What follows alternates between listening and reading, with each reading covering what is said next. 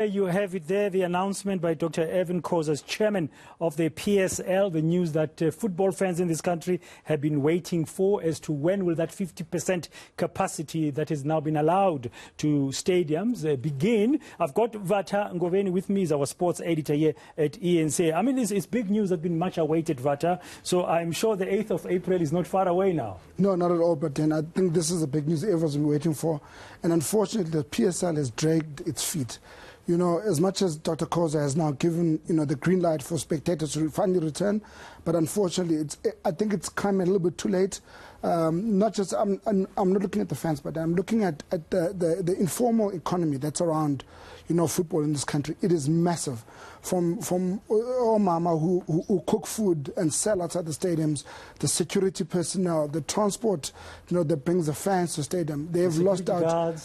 There's a whole entire sector behind that, and it's lost out in a very, very big way. Even when they brought back 2,000 fans, the government allowed easy restrictions. The PSL didn't budge. They dug their heels in and said, we're not.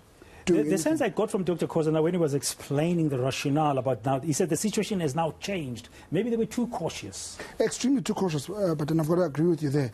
I think one thing that Dr. Khoza had mentioned prior to this was the fact that, it to be so expensive, testing people and making sure that they keep to those COVID protocols. However, cricket, rugby, and many other sporting codes have done it successfully.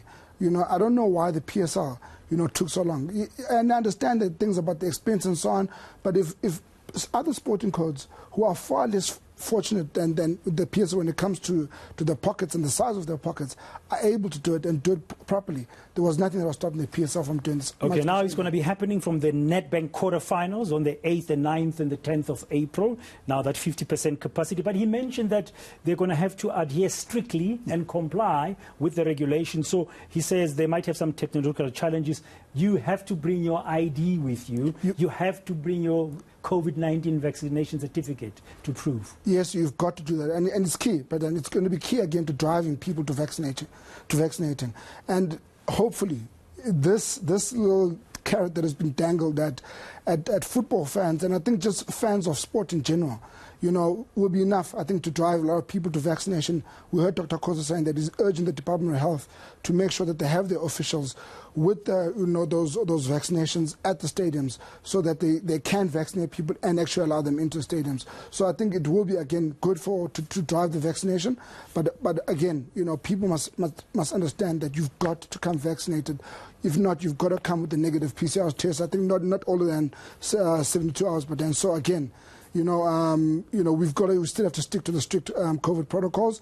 And I think if this goes off successfully from there on, we should expect that there's going to be a lot more easing going forward. I mean, there's some big sporting events coming up this year in South Africa, and everyone is hoping that we do get the 100% that we're seeing in Europe. AFCON qualifiers and so much happening. He spoke of the Bafana who are having a friendly against France in Belgium this week, and that's brilliant. So, just before we wrap, Vata, the key to take out of this is that while they've taken too long in your view, it's now going to be happening from the 8th of April.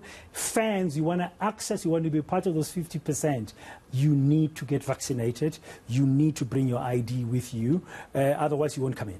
It is the only way of the future, but then you vaccinate, you bring that vaccine certificate with you, and there's no doubt we'll go back to enjoying our football and every other sporting code as we have in the past. There's a Rugby Sevens World Cup coming up. There's this ASA Grand Prix in the build-up to Commonwealth Games. There is so much, but then that is happening in South Africa this year, and people have got to come out. But thank you very much, vaccinate. And I'm sure you're going to be bringing more analysis in the afternoon as we cover this story further. We've got Tsepo Tobane, of course, present at PSL House in Parktown. He'll be bringing us more. Currently, there's a Q&A session going on, but we had to leave it here. And then we've got more news coming for you here on Today. Thank you very much, Vata Ngobeni, sports editor here at eNCA.